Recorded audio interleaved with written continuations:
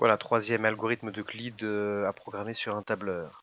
Pour ça, il suffit d'ouvrir un tableur. J'ai pris LibreOffice. Alors, je prends les exemples du devoir maison, c'est-à-dire 918. Je vais mettre ici, alors que c'est le signe égal, mais pour qu'il n'y ait pas de problème, il faut que je dise à la cellule que c'est du texte. Simplement une question voilà, d'écriture, s'il veut bien. Tac, voilà, égal. Ensuite, 122. Le symbole de la multiplication.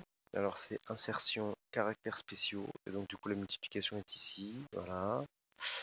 Ensuite, ici, il faut que je lui dise que c'est égal.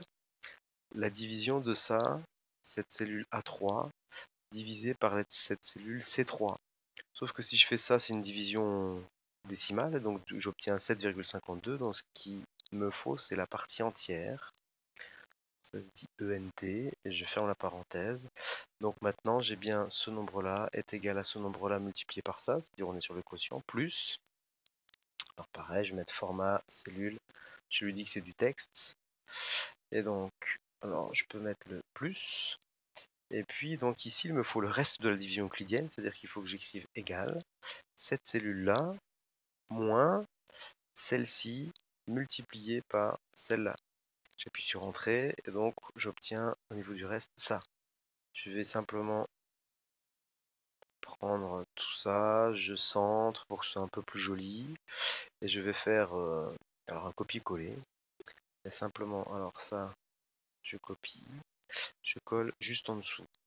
Alors, sauf que dans l'algorithme d'Euclide, cette cellule A4 doit être la même que la cellule ici. Donc, j'écris égal, et je clique sur cette cellule-là. Voilà, donc comme ça, en fait, on a bien le 122. Et puis ici, j'écris égal, et c'est cette cellule-là, en fait, que je vais indiquer.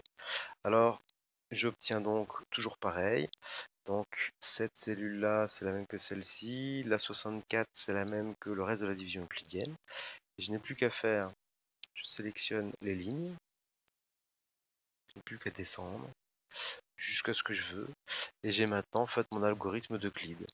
Alors, si je veux mettre des couleurs, des cases, etc., je peux, mais on est sur à peu près l'algorithme d'Euclide. Alors là, je mets en forme de construit, et donc du coup là on est sur l'exemple du cours, mais si j'ai envie d'avoir par exemple l'algorithme d'Euclide de 300, si je mets 357 et ici de 468, pourquoi pas un autre exemple de devoir maison, et bien voilà, j'ai l'algorithme d'Euclide en fait qui s'applique tout seul automatiquement.